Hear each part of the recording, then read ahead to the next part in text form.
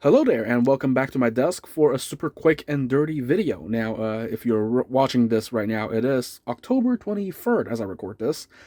But if you're watching this, that means my Famicom disk system cleaning video is already up.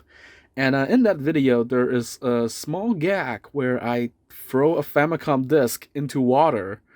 And yeah, so this is from before that gag has been recorded, because this is the disc I will be using for said gag. This is actually the bootleg disc that had Bubble Bobble on it for the video, but I did clean it up, and of course, due to like calibration reasons, this disc didn't actually read correctly on my disk system, so I figured I could use so because I I forgot to mention that like I pulled out the entire like little paper plastic protection sleeve thingy from it.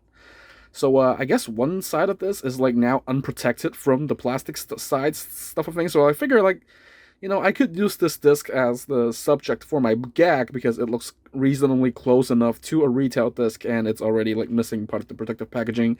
I don't know if this will like ruin the like shorten its lifespan down the line, but if you could just use this for the purposes of this gag, it would probably be a good fit. Now, since I've never actually seen like whether or not has anyone has actually dunked a Famicom disc on water on film before. Obviously, floppy disks and water would probably not mix, especially since these are like exposed and super fragile. But I thought I could do a little experiment while I'm at it. So I'm just documenting this right now. That this disc right now is not dunked in water, and I have actually rewritten this disc so that Mario 1 is on side A and Mario 2 The Lost Levels is on side B. So I have tested this disc. This disc is in working order, and we will see if dunking it in water and drying it would actually affect the readability of this disc.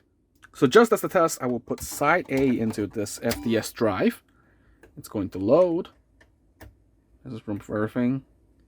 And it's going to say, yep, there goes the message. It didn't read before, but since I've rewritten this disc with Mario 1, using the same drive but now you can see it's running Mario 1 perfectly fine. I'm gonna switch sides, switch it to side B, and then just turn it off and on again.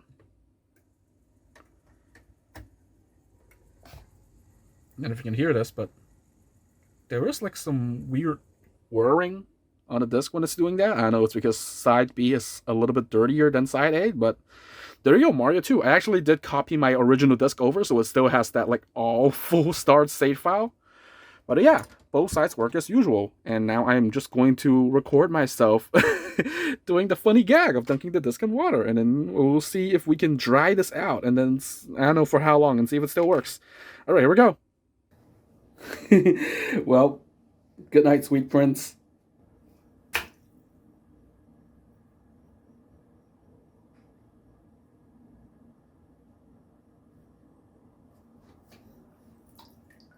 Oh boy. Oh, I, I don't know what the chances of this disc surviving that are. Um, well, let's just leave that out to dry.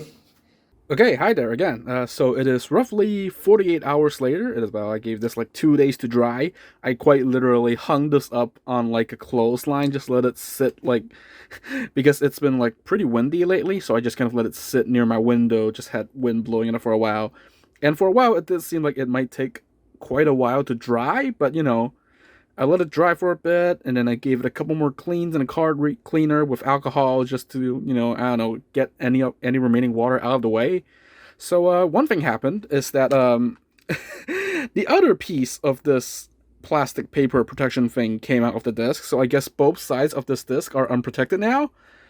But other than that, you can check it again. I can shine a light on it, and this disc is probably as dry as I can make it again after, dumping it in water.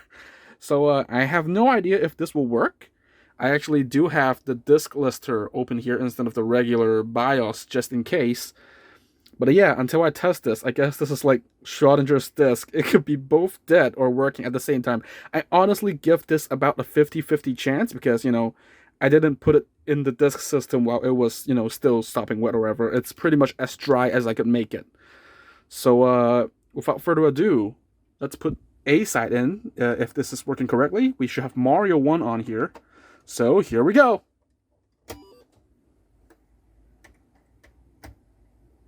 Just a moment. Oh my god, there it is, Super Mario Brothers.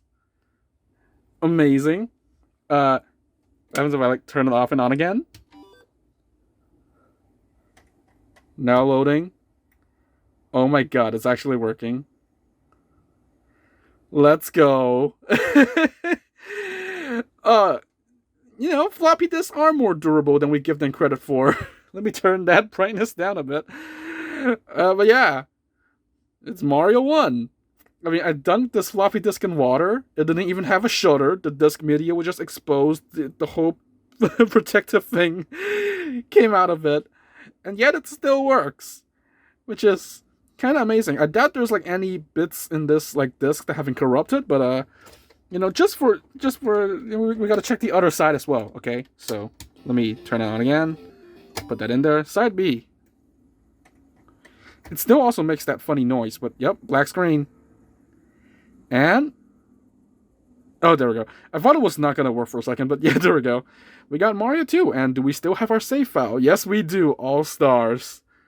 So yeah.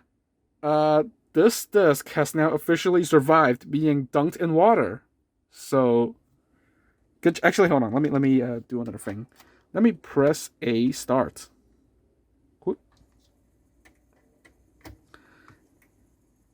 Uh-oh. What? That was weird. It's supposed to load World A.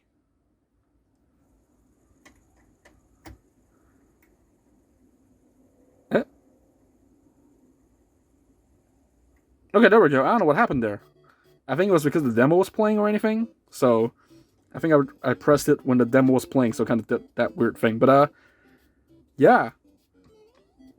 This disc has officially survived being dunked in water. Good job. I'm proud of you. I mean, you lost both of your, like, protective covers, so I don't know how long you'll last against, but hey, good job. I give you a thumbs up of approval. Anyway, thank you for joining me on this quick experiment. Bye.